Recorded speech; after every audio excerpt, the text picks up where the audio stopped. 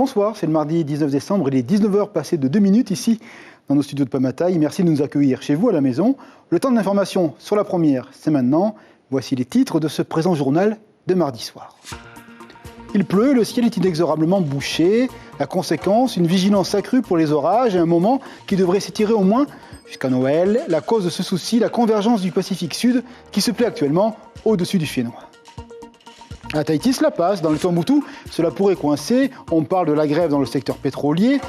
La raison de ce régime différencié tient aux fonctions des salariés qui ont décidé de cesser le travail. On vous explique dans le journal. Les travaux de la Tour des juges romaniens ont commencé au PK0. Ce sujet qui alimente depuis des semaines la chronique locale est donc passé en phase exécution. Nous écouterons la parole des habitants. Nous irons aussi en France, où des voix contestataires s'élèvent également.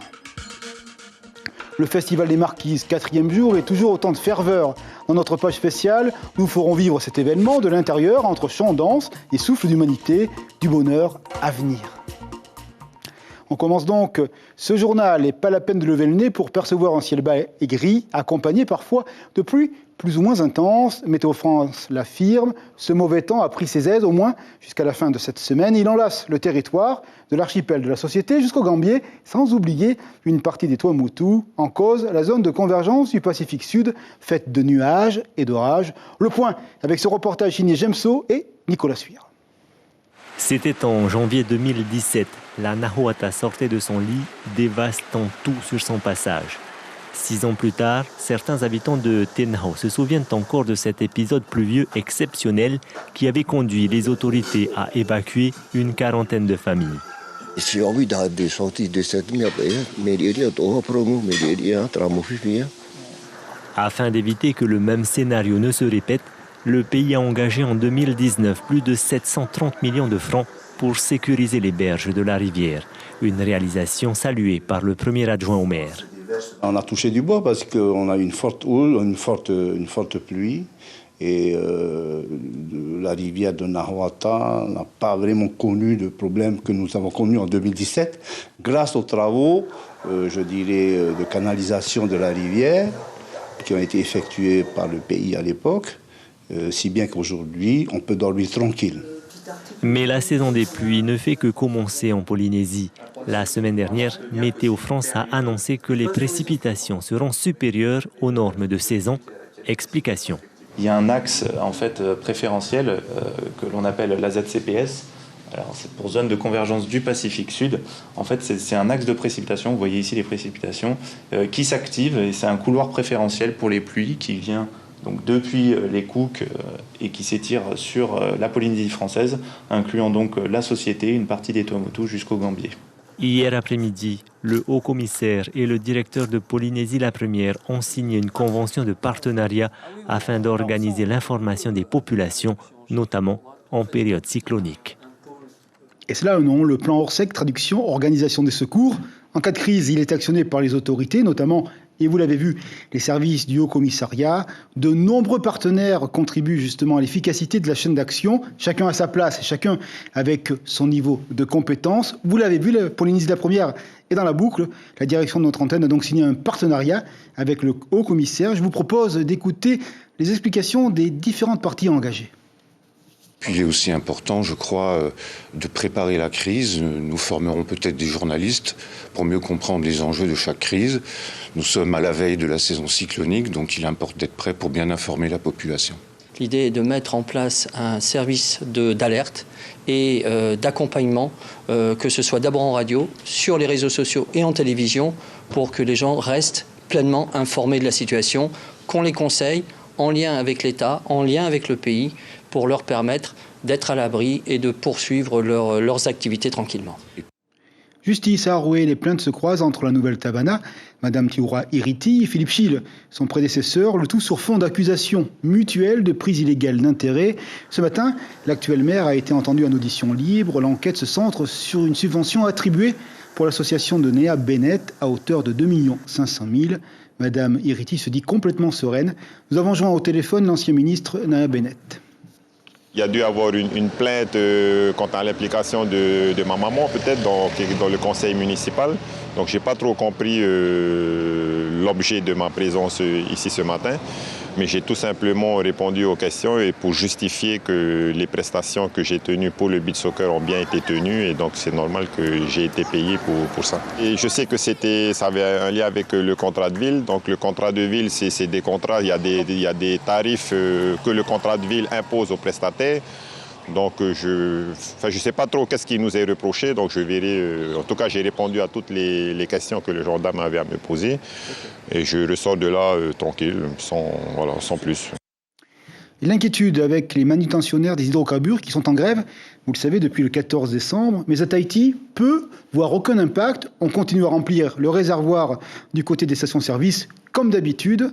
Mais pour les Tuamotu, la situation est un peu différente. Les îles s'apprêtent peut-être à passer les fêtes sans le précieux or noir. Décryptage de deux réalités différentes ici au pays avec ce reportage signé Kéline Liénard et les images de Mirko Vanfo. Sans eux, pas d'hydrocarbures au Tuamotu.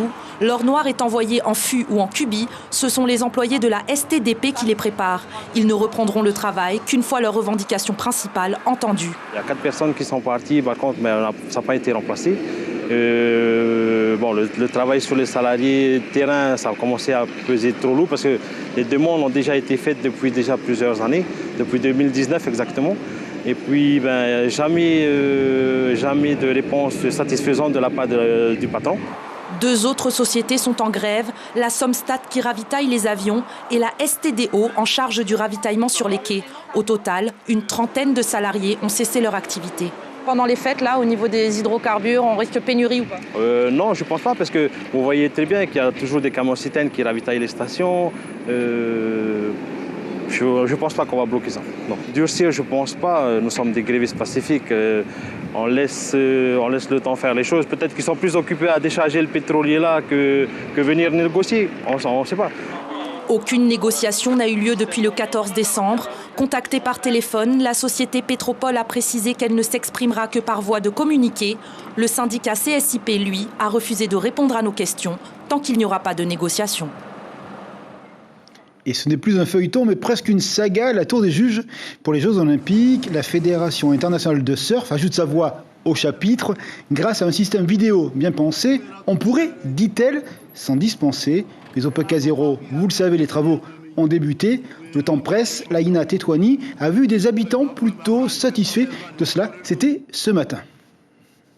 Moi qui suis née ici, je trouve que c'est une bonne chose qu'il y ait un compromis, une solution qui a été trouvée avec les associations de protection de l'environnement, avec les surfeurs, les riverains du coin, mais aussi avec le pays. Et surtout, ça a une portée internationale cet événement et c'est une opportunité qui est unique, qu'il faut saisir. Et surtout, il faut faire aboutir le projet, puisque c'est un projet qui va augmenter la visibilité de la Polynésie française à travers cet événement qui est mondial. Hein. Ils ont commencé hier les travaux là, pour la tour. Et là, ils continuent encore. Et comme tu vois là, ils sont tous là. Oui, qu'il n'y ait pas trop de dégâts. Il y a une barge et puis un petit embarcation là, petit cow et puis un grand bateau, la Shinsu. Et tu as vécu dessus? C'est toujours les mêmes moyens. On a David et compagnie. Et ça va, pour le moment, ça va. Pour le moment, pas trop de dégâts. Et si tu veux, c'est grand, mais on n'a pas le choix, quoi. Si on veut avoir les jeux, c'est maintenant ou jamais. Après, ça sera trop tard.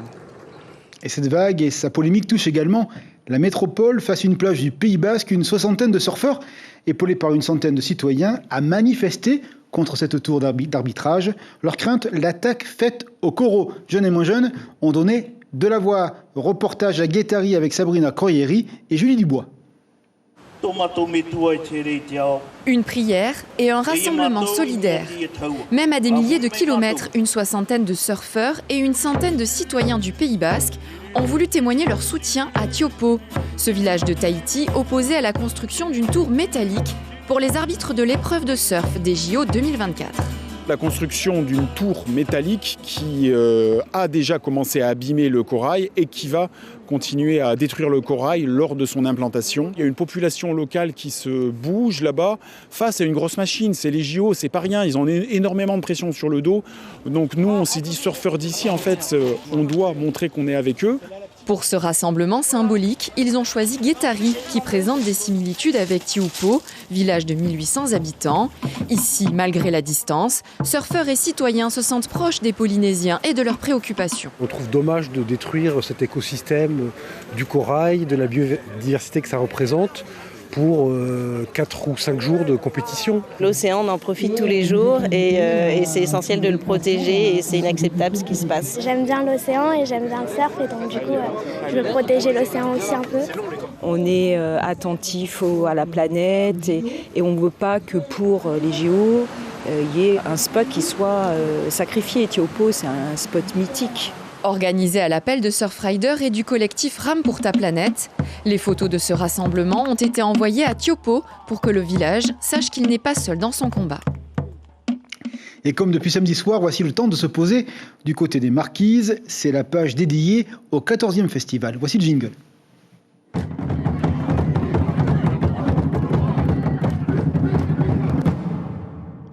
Notre rendez-vous, ce n'est pas une carte postale venue des Marquises, non, pas un paysage figé, mais des hommes et des femmes qui font vivre et bouger leur culture sur place à Yatataraou pour une page tout en couleurs. Salutations. Oui, Yarana, ce soir, nous sommes sur la place Temehea, dans le village de Taïouhaes. C'est sur cette place que se produisent tous les groupes participants à ce festival. Et ce soir, il y avait une troupe très attendue. Il s'agit de Kakaya. Souvenez-vous, cette troupe avait été exclue du Matava'a en 2019, qui s'était déroulé à Uapau. Et bien ce soir, sa prestation a été très appréciée, comme vous allez le voir dans ce reportage de Lionel Tehamwana. Ils sont majoritairement jeunes, fougueux, à l'image de la troupe. Kakaya est considéré comme anticonformiste, mais ses membres s'en défendent. C'est un mouvement, c'est une famille de rassemblement. Et nous sommes là pour faire passer un message d'éveil à la nouvelle génération qui arrive. Je suis un père d'un fils qui s'est fait virer d'un trou des ancêtres. Et là, je veux vivre dans Kakaya. Son éviction des festivités a fait son succès. Kakaya intrigue autant qu'elle fascine. Est-ce que tu as entendu parler? Un petit peu déjà, puisqu'ils avaient, je crois, voulu danser au festival de Uapau et ils n'ont pas pu, de par leur façon de danser qui n'ont pas été acceptées, je crois. Et là, ce soir, ça va être un privilège de pouvoir voir le spectacle. Ce soir, Kakaya rend hommage à ses ancêtres, les visionnaires. Eux qui ont considéré les Européens et les missionnaires comme les passeurs de mémoire. Un spectacle maîtrisé, salué par la foule. Magnifique, moi je la trouve superbe, originale et puis il y a du pep, ces jeux-là ont du mérite, superbe. Ah, c'était trop génial, magnifique, j'ai pas regretté d'être venu voir. Bien sûr, hein, je m'attendais à un tel engouement. On a fait ce spectacle avec beaucoup d'amour, c'était pour partager au public. C'était une manière de dire merci à Nukuhiva et à l'organisation de Nukuhiva, les petits gens qui nous ont transportés, qui ont fait notre kaikai, de dire merci à eux, merci à l'île, et merci à ceux qui ont ouvert leur cœur, parce que je sais qu'à Uapau, il y a des gens qui ont fermé leur cœur. Mais c'est pas grave, on n'est pas rancunier. Ce festival sonne comme un renouveau pour la troupe. Kakaya espère ainsi avoir rallié ses pairs à sa cause.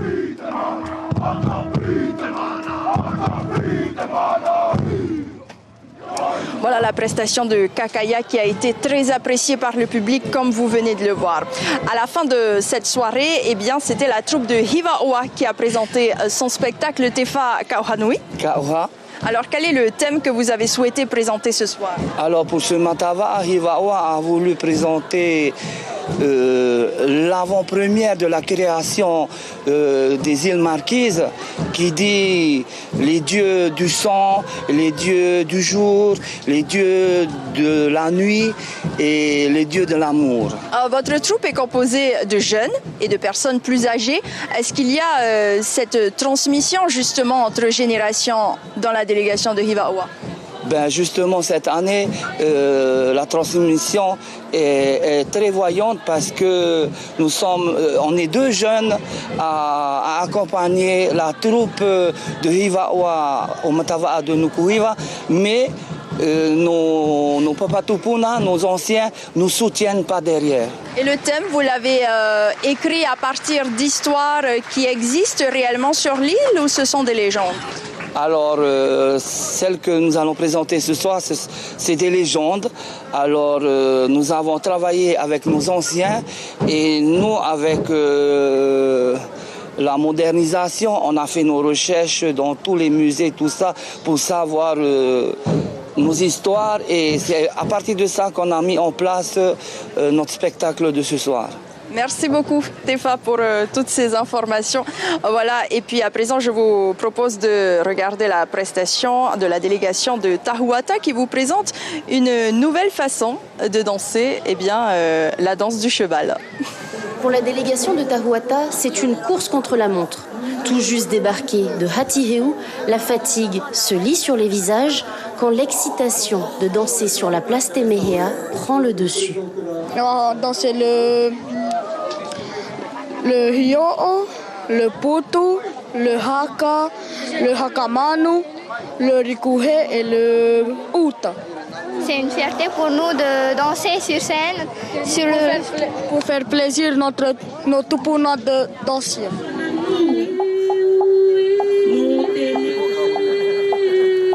Les femmes se rassemblent autour du Keatuki Popoi, le pénou marquisien. Sous les yeux ébahis des spectateurs, Tahuata a choisi de valoriser la pratique du ra'au sous le thème Te Apoenata. On a voulu en fait mettre en avant nos cavaliers de notre petit village de Motopo. Voilà, c'était à partir de 2019 qu'on s'est dit, voilà la danse de l'ouverture de Tahuata qu'on va faire briller et pour penser à nos cavaliers de Motopo.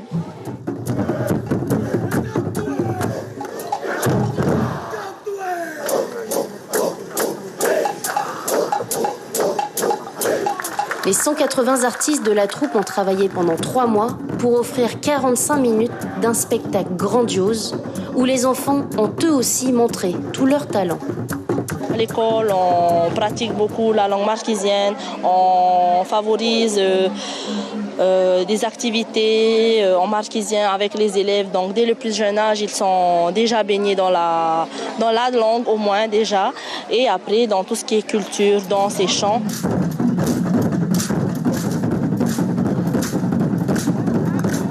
La danse du cheval clôt cette prestation. À la sortie, les danseurs sont rayonnants en poussant leur dernier cri de guerre. Ce soir, comme tous les soirs, vous pouvez le voir derrière moi, les gradins sont pleins. Cette édition a énormément de succès et demain, justement, ce sera la fin de cette 14e édition et nous nous retrouverons demain soir pour connaître le nom de l'île qui accueillera le prochain festival des arts et de la culture des îles Marquises. Merci beaucoup Ayata et merci également à Mélissa Chong pour les images et les reportages. Effectivement, retour de cette page demain soir.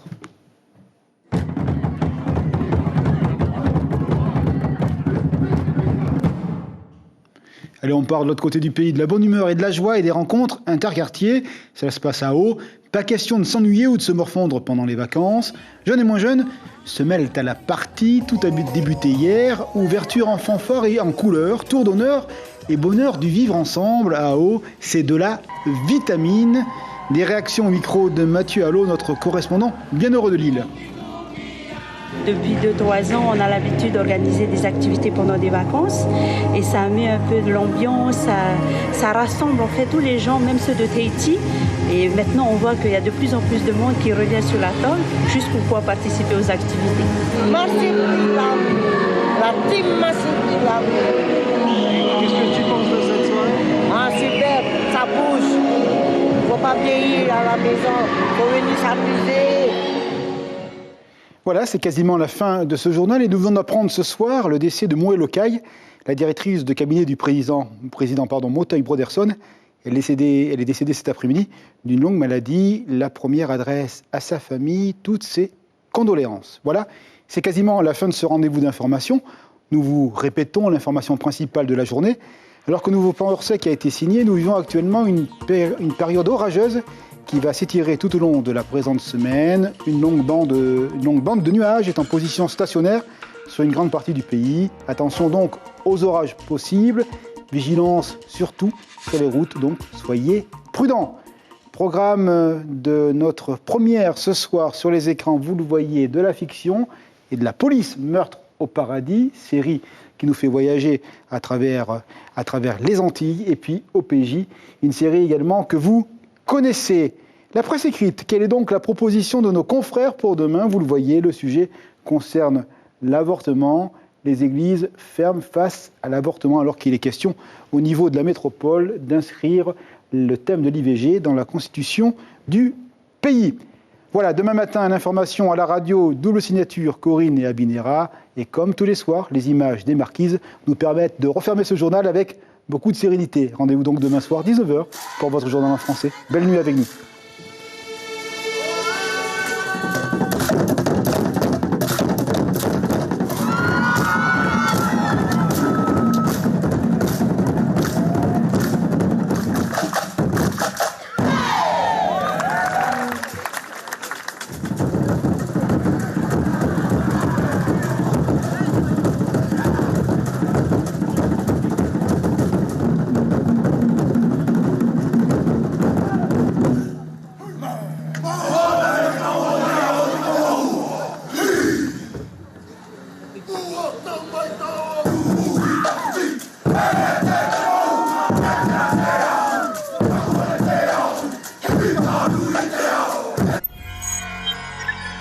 Retrouvez ce programme en replay sur notre site internet.